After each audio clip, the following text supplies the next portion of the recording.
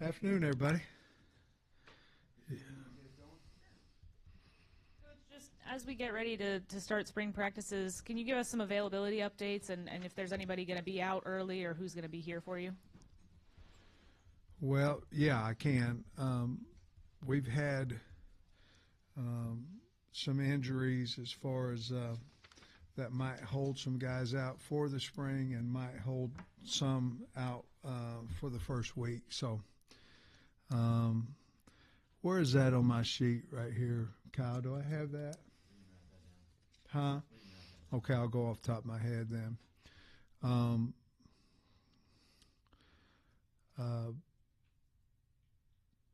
David Oakey probably be out maybe the first week. He's got a hamstring. Taj Overton has got a collarbone, or excuse me, a shoulder that he'll be out for the spring. Jordan Young will be out. He's got a shoulder too. He came in with it. I think there was one more. Camball. Camball had elbow surgery from the last season. He needed it. It's great timing to get it, and needs it for us, and he needs it for his future. So all those surgeries went well, but I believe that's it. You have a lot of new faces on the offensive line again this year. How much are you planning on having guys try different spots, and how much are you going to have to cross-train and move people around here early? We do have a lot of new offensive linemen. I like them a lot. I think, I got to ask a question earlier today about how quickly we'll know who's playing what position. I think the answer for that would be, I think we'll know fairly quickly who our top 10 offensive linemen are. Where they play per se, it might take a little while. But I can tell you athletically, Corey Robinson he can move now, and we got what we wanted there.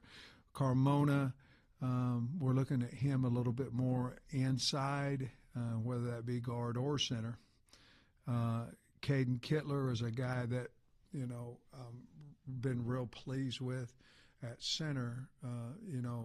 He was at Central Florida, and they'd asked him to go to Florida State when their line coach went down there too. That was a big deal for me as well. Bubba Craig is a new guy where we don't know for sure if he's going to be a guard or a tackle. Brouchard is another guy, very athletic, that we got in that we like a lot. And Marcus Dumerville, we're going to start him out at the right tackle spot. The guy that's probably been as impressive as any of them in his ability to move is Shaq McCroy. I don't know that Shaq's the fastest lineman we have, but he's one of them, which, I recruited him, we did here hard out of high school, and I just never believed that he could move at 370 pounds like he can. But we have depth. You add Brooks Edmondson in there and Kobe Branham, and I like our young guys with Cash Courtney and Blake Cherry. I like those. I think we hit on those guys athletically and knowledge of football. We've been able to have some meetings with them. This will be, in my opinion, the most upgraded room that we have as far as size, speed, physicality. But we'll have to find out exactly about them all in spring ball. But I really like that group and how they look and how they work. It's like you said, you got to figure out in spring ball a lot, but you've been with these guys for a couple months now. Yeah. The 21 transfers, 17 high school additions as far as scholarship players. Do you feel like you've upgraded the team overall based on the new guys with the guys that are returning? There's no question in my mind we have offensively. None. Now, offensively, you can do a little bit more. You can see a little bit more in in T-shirts and shorts, a little bit more. I like our additions that we've brought in on both sides of the ball. In other words, I think if we win offensively right now, I don't know that I have one need offensively from what we've seen in shorts, working ability, all that offensively. I just don't think that April portal comes. I don't think that the University of Arkansas will be going, we need to go get this guy on offense, this guy on offense. And I'm talking about any of those positions. Defensively, I think we just don't have as many guys that we do offensively. We're not as deep, let's say that. So I think defensively, I think April would still be we would need to add another big or two inside, and then we'd certainly secondary wise we need to add some guys there too. Not saying that I don't think that we can be good with the ones there defensively. I just don't know that we don't know enough about them to know if we've got depth or not, to be honest with you. Top wide receivers, actually your top 7 pass catchers altogether. Yeah. Curious about where these guys fit in, Sharp, Shanks, Blake, yeah, Crutch. They're really talented, hard working. With Sharp and Shanks, you think that you might be able to run a few more option type routes, maybe a few more screens, things like that with those guys. Ishmael, he's been really impressive. The guy we got from Stanford, along with Blake. Crutchfield has gotten better shape, gotten better in the weight room as that's come on. I think I know what you said there, and it's true, okay? But I think depth-wise, we got to see if, who's Armstrong or who's Tesla, but depth-wise, I think I know we are. We're deeper at wide receiver than we were a year ago, and we're much deeper at tight end. Rohan is really super athletic. I mean, he can fly, and Jaden Platt, great addition along with Jeremiah Beck. But I think we're much deeper than we were. I think we can get into 12 and be comfortable. I think we can get into 13. The addition of Mike Washington at running back, big time. Braylon Russell is in the best shape of his life. I mean, I don't know if y'all seen him walking around, but he's significantly leaner and in good shape. So I know we lost a lot of production, but I'm in no way am I concerned about being productive offensively. If you look at even bringing Bobby back from his second year, and you look at where he was here in 2008 versus 2009, they averaged 14 more points a game and 50 more yards a game, and so passing and rushing was up. Turnovers went down 10 in his second year here. When he was a head coach, obviously he was running the offense. So I think that part of it, I guess if you can't tell, I'm really high on the people that we have offensively. And defensively, I'm as well. We just don't we've got to figure out the totality of the depth on defense. Sam, you hired Nick Perry. What stood out about him just as a candidate to want to bring him in? Well, he came from Alabama. He played for Nick Saban, so that was big because I knew that he would know ball. I knew that he would know somewhat. I think a lot of us, and you go to Dan, you go over to Florida, you go to Georgia. I think a lot of us are Nick Saban, even though I didn't work for him, but the template of what we do and kind of how we do it. And then we all have our own personalities. But I think you go through there, and then you go, okay, Nick would be able to come in, understand what we're doing, and how the calls will be different, all that, understand what my expectations are. And then, you know, he had the pro background as well. He's done a really, really good job since he's been here, and obviously we're very limited in what we can do, but what we've been able to do, he's very knowledgeable, been doing a good job on the recruiting trail. So that's why I hired him. And then are there any changes you're doing this spring compared to springs in the past, just from an approach standpoint to it? You know, I don't think so. Here's you know, we've gone, just because somebody else does it doesn't mean that that's what you should do, unless that's what you want to do, right? But you got to look at everything. And I just don't know how you play football if you don't play football. And I don't know how you get the fans excited about your football team if they can't see it, you know. And so a lot of times that would be spring game wise, you know, to go do what the NFL's doing in the Pro Bowl or whatever. I don't know that that's going to excite anybody. Now, I know last year we had a spring game and everybody, you know, was disappointed because we went ones versus twos. We had gone one-on-ones then 14 practices, you know. We just didn't there. But I think part of that is you want your one offense to be successful. You want your one defense to be successful, you know, part of that.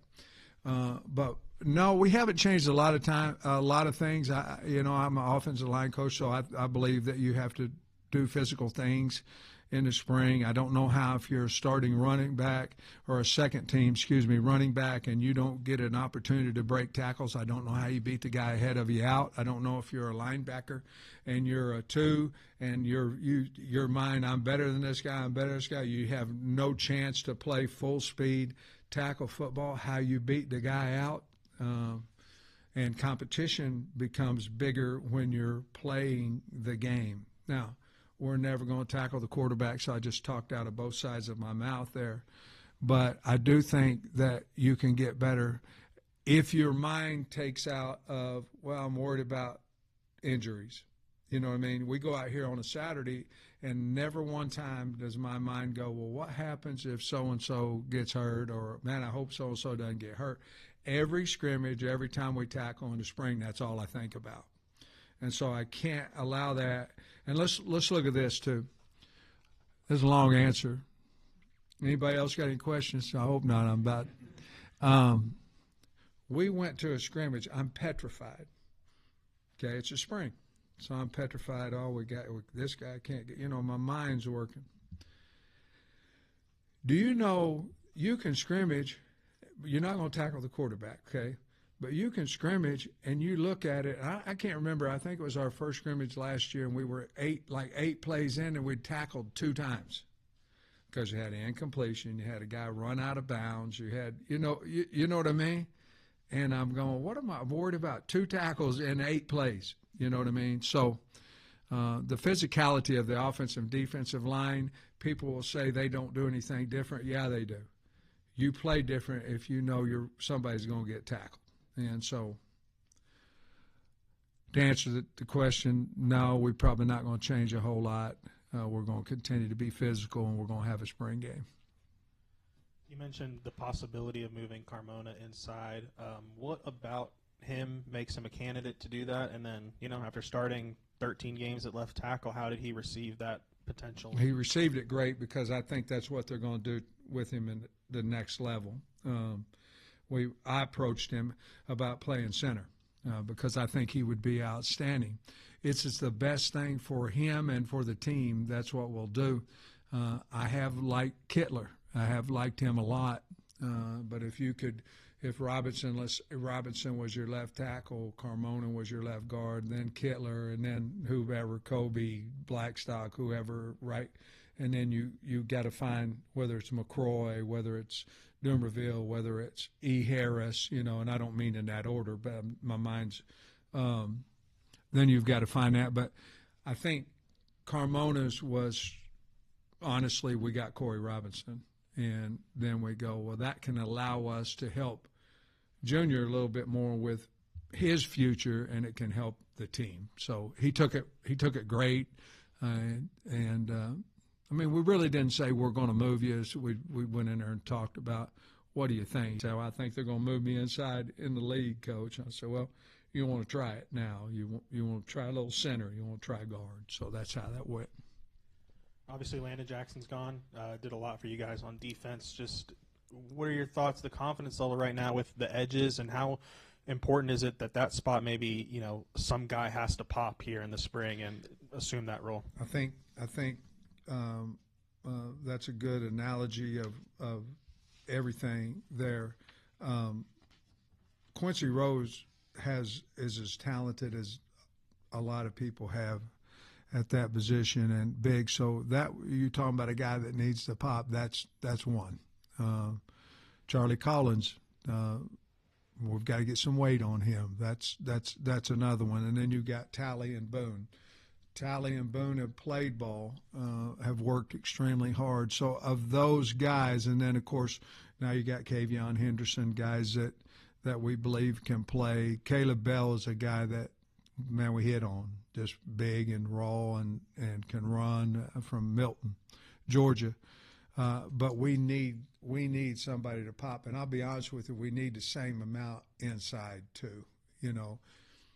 I guess going back, I feel like I know a little bit more, even though, Trey, there's been a huge turnover on both sides of the ball. But I feel like I know a little bit more about the offensive guys than I do the defensive guys as far as what they're capable of doing. So your word using somebody's got to pop, I think you're exactly correct on that.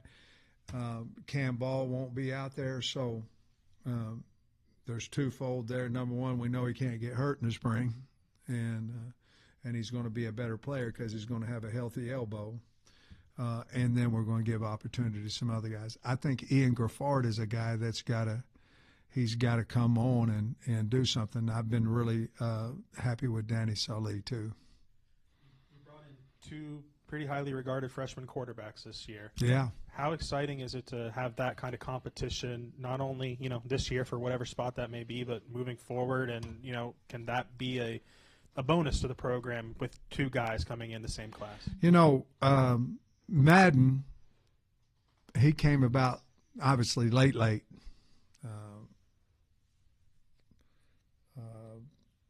As in, I had my hip surgery on Tuesday night, and Wednesday signing date. That's late.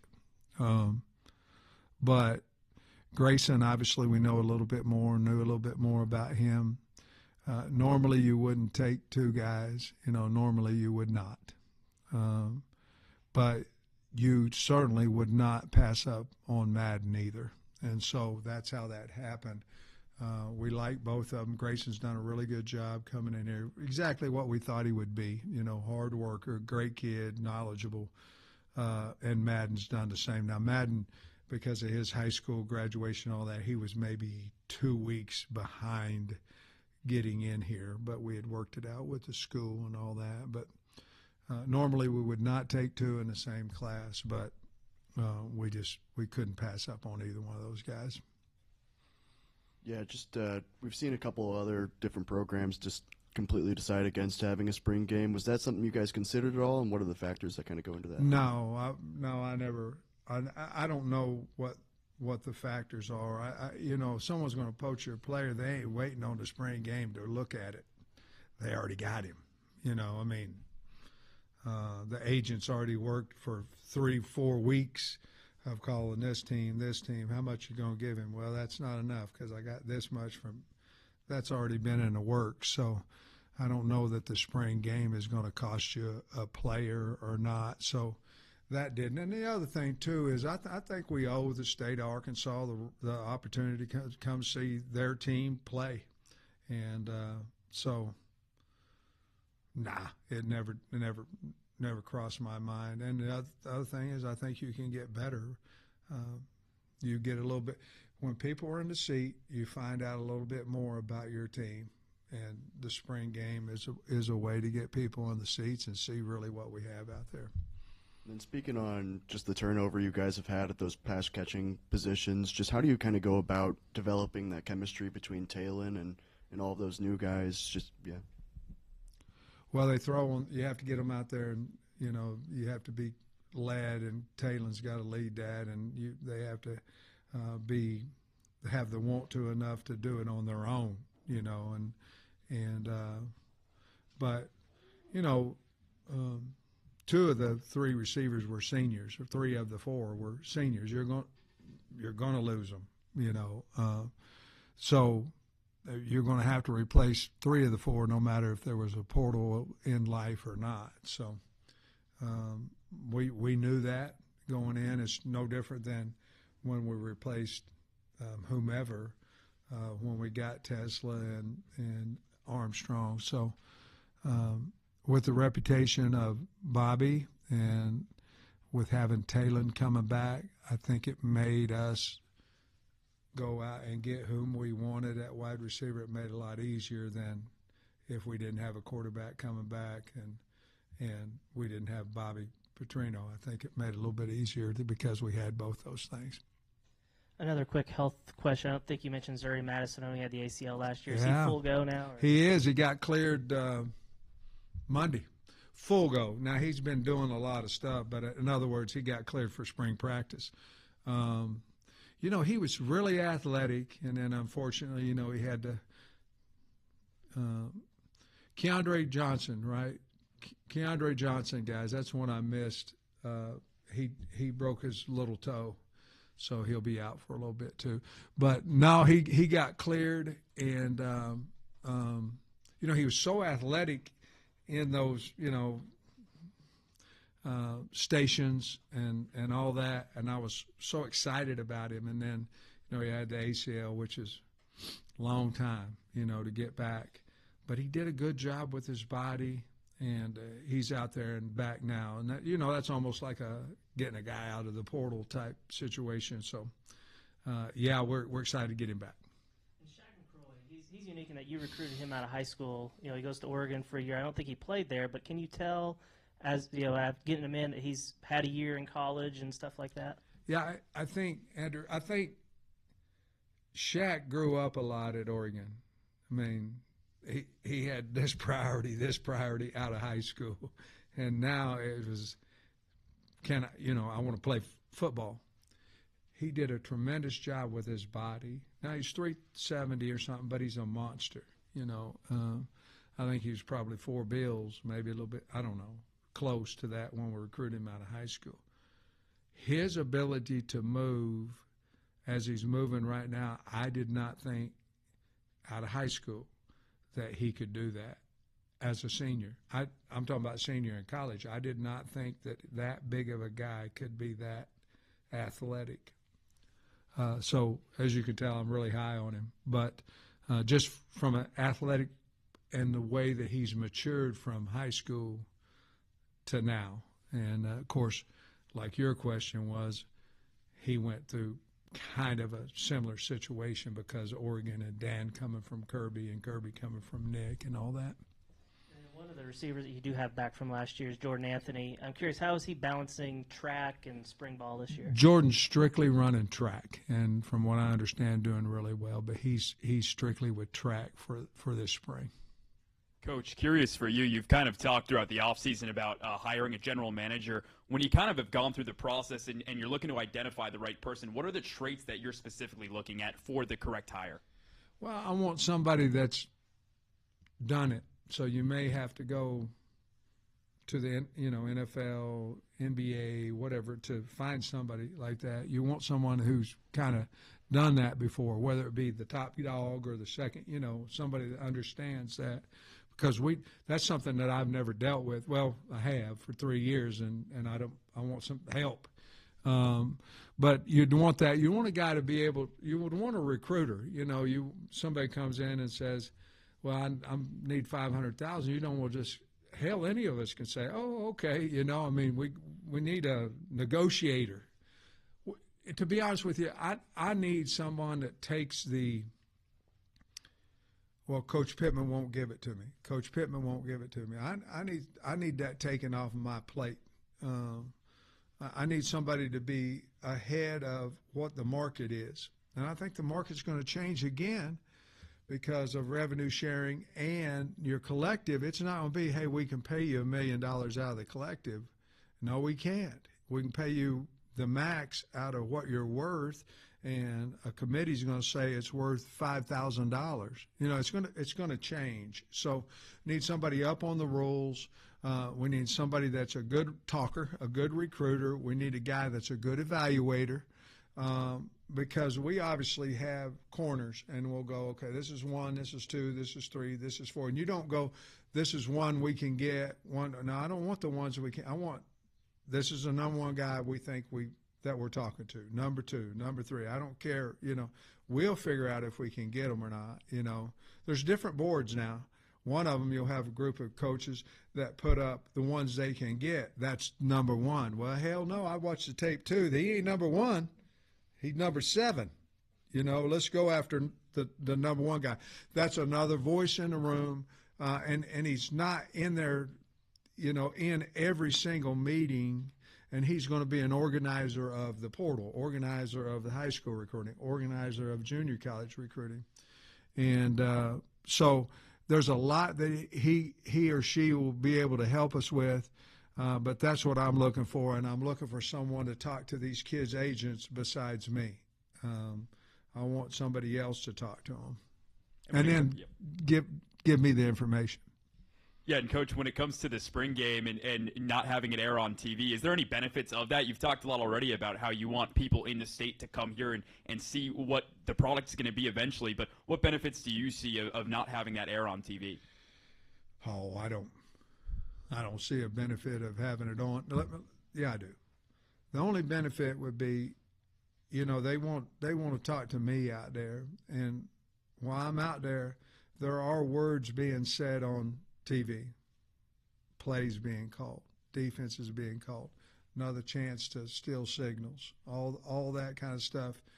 To me, that would be more important of not televising the spring game than for any other reason.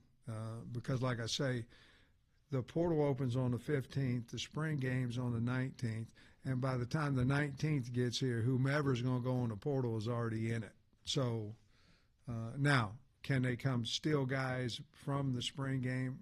I don't think so, because I think they already know about the guys and who they're trying to poach anyway. So, but the benefit to me would be more of, because we watch every spring game of every team we play, but it's more, we're trying to get more than just what we're seeing, if that makes sense. Thanks, Coach. Obviously, you got a lot to sort out, as you said, but you know some spots that you probably need to still address in the portal. I was just looking at numbers, maybe defensive tackle, safety. Your thoughts on both, and I'd throw corner in that as well. Matter of fact, Trey, I'd put any secondary position. And now we just don't need a guy. You know, we need help. And again, we'll see what we have. But going today, I would say a couple of inside guys and then whomever in the back end. But I don't really see a kicker, a punter, a snapper, nor really right now today anybody offensively. Now our numbers are skewed. You know, we've got a lot more offensive guys on the team right now than we do defensive. So we've got to get those kind of evened up a little bit, and that's another reason why I'm saying defense. You mentioned a couple of guys, some of your heavyweights. You said McCroy probably still around 370, I guess. Yeah. I was wondering, because you mentioned Saul Ely, Dreford, those guys were carrying 388, 370, I think. And then Braylon, you said, was in the best shape. I was wondering what he's carrying these days. 238 for him. And then Danny is, hell, I talked to him about, is he too lean? I mean, Danny is in great shape. Ian, we've still got to get some off of him, but he's working at it. Did you ask me? There was somebody else, maybe. Dreford, Saul Ely, McCroy, you mentioned, and you mentioned Braylon. Shaq's, when you see him, Trey, you'll think he looks really good. You know, for carrying 370 pounds, you'll think he looks really good. He looks slim to me. I mean, not slim, but what's the word for 370? Not fat, whatever that word is. Svelte. Yes, whatever that was. So this isn't really a spring, but every coach in the country, I guess, is for that 10-day portal window. January 2 to 12. Yeah. How do you Amen. think that would impact everything, shift the calendar? Obviously, you wouldn't probably have as many transfers enrolled for the spring semester. Just your thoughts on how that might impact. You know, Trey, I think that the thing, you know, we all look at stuff and we end up saying, well, that'd be great. And then, but you don't ever really think all of it through, you know. So we went back and looked at what we were getting out of April. In other words, everybody wants one portal because the kids right now have twice they can shake you down, you know, and they can leave you, but they can also amp the money up. You know what I mean? And it's a pain it's hard as you probably could imagine when the portal's open, you know, and the portal was open over Christmas and, you know, let's eat this turkey and, oh, by the way, 4 guys went in the portal. I mean, Merry Christmas, you know. Or you play in the bowl game, and January 1, I think I'm going to sit back and watch some of these ball games today. Oh, I'm going to do it with portal guys because that's when, you know what I mean. So you look at that and you go, oh, man, we got to get rid of, you know, we got to have a life. We've got to. Well, we have gotten some significantly good players in April. So once it goes to 1, and depending on when your school starts, whether the 12th is going to affect you of getting these guys in. Well, if the portal's open, Trey, from 2 to 12, people get in on 12, they're not going to be ready to go to school on the 13th. So I think you are going to have less guys going in the portal. Less opportunities would also mean less guys going in the portal. I wish that they would get rid of April right now, even though April portal's been good to us, simply because I believe that the kids and the staff in that order need to understand who's on their team after spring ball. And, again, I'm talking out both sides because the April portal's been good to us, but I sure wish that they would go to 1. And I think it's headed that way. And but you give a guy a 10-day opportunity to transfer, you know, when no school's in for the most part. I think that's fair for the young man as well. And I think the ability to transfer is fair. I mean, I do. Trey, it's no different than, you know, if you got $100,000 from somebody and somebody offers you $300,000, you can't blame a guy for, you know, I've got my opportunity. Do I have $300,000? Well, I got also in that I have to think about, okay, do we have it? Now, we're all going to have it in revenue sharing, but do we have it? And then how many people do I need? And if you go, okay, well, I'm going to give $300,000, $400,000, $500,000 to one player, do I have enough depth in that room because I'm going to be close to out of money? You know what I mean? So all those things come in effect of the portal, and if you give it twice, your money doesn't change. You know what I mean? So you're probably maxed out at the end of your first portal, pretty much. What are you going to have available in the second portal? Well, now with collective, it's not going to be, okay, I can give you $200,000, I can give you $300,000. I can't do that. I've got to have it in revenue sharing because someone's going to dictate whether you're worth $2 or $500,000 for that appearance. So it's all changing, and that one we won't really know until April 7th is the date. We don't know if she's going to sign the bill or not right now, but so we're kind of going a little bit blind in that. All of us are going a little bit blind in that, but we do believe the revenue sharing will pass at some point before the season. Coach, I want to go back to Madden. Talking a lot today, yeah. I want to go back to Madden and that recruiting process and you guys going in there and getting him away. Where's Bobby? Because, buddy, I don't know a whole lot about it, but go ahead. Well, I talked to his high school coach, and he's a kid that started out on the defensive side. So he doesn't have a huge sample size as quarterback, just maybe just that 1 year. So I was wondering what it was that Bobby saw or that you saw that you feel like that translates well to the SEC. Great arm talent. Got a brother, obviously, that's done it, that was developed. Mature, older, which means you think if he's got arm talent and he's knowledgeable of the game and he's mature, that you might can get him on the field faster. But to be perfectly honest with you, I'd had hip surgery, and Bobby called me 3 or 4 o'clock in the afternoon and said, hey, I think we can get this guy. What do you think? And I said, well, we got to think about the quarterback that we have. We got to think. And then I watched his tape, and I said, I think we ought to, take him. So that was pretty simple, and Bobby had already done the work on that part. I think they may have called us, and then the next day he signed. So I wish all of the recruiting was like that, man. We'd go late. Hell, I'd invite not all of you, but most of you down there with me, and I'm teasing, guys. And then we'd just call up a few guys on Tuesday and say, hey, you want to sign? Well, I thought about going to Georgia. Oh, hell, come to Arkansas. Okay. And then that would be a pretty nice situation instead of recruiting them since they're 12 years old, Going back to the GM hire, you just listed off all the descriptions of what you're looking for. Do you have like a list of names or guys that you've talked to, people you've talked to, and kind of what's the timeline on that? Yeah, well, I'm not going to give you the names, but it was a good try. We've talked to people, yes. The portal opens April 15th. We need somebody in here, in my opinion, within the next yesterday. But, we need them in here pretty soon. And I think we can find somebody that has that. And then I think they're going to end up having to be somebody's, you know what I mean? But I think we can find somebody that has those traits that I spoke of. I believe we have found, guys like that.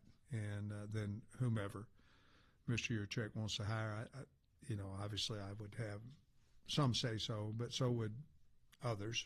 And so we'll see what happens. But portal open up, we better get somebody in here that understands our football team first, and then our needs, like you spoke of, Trey, our needs, and then let's get some ranking going on.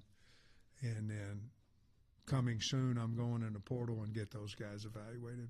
And then I know you mentioned with Talon last year, it was like within 2 weeks of him being here, he kind of asserted himself as a leader, that kind of thing. Just, is there anybody, newcomers, freshmen, or new guys that have asserted themselves from kind of a leadership standpoint?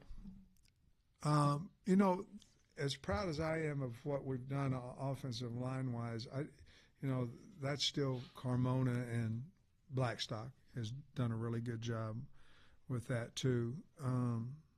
Running back, I wouldn't say there's a guy sticking out. Wide receiver, Sharp, Blake, Shanks, CC, those guys, they're different now. They really are. Rohan Jones, that he would be the guy. Let me see who am I thinking of that sticks out. That like Mike Washington, a hard working kid, but he doesn't say much. I don't care. I mean, he takes that ball over that big fat line at the end of it. He don't have to say a word. But he works it extremely hard. Defensively, the new guys coming in, Caleb Wooden is a guy that's got that about him, and Kenai Walker. Both those guys, I think, are probably maybe a little ahead of some of the other guys as far as leadership goes. Thanks, Coach. All right, guys.